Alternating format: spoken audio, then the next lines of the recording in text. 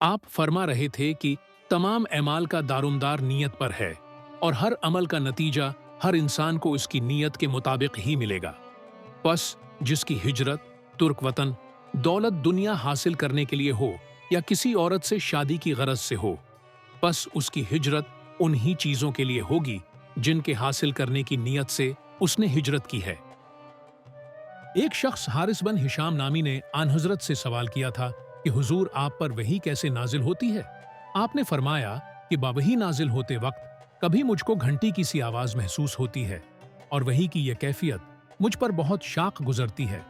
जब यह कैफियत खत्म होती है तो मेरे दिल और दिमाग पर इस फरिश्ते के जरिए नाजिल शिधा वही महफूज हो जाती है और किसी वक्त ऐसा होता है कि फरिश्ता बुश्कल इंसान मेरे पास आता है और मुझसे कलाम करता है।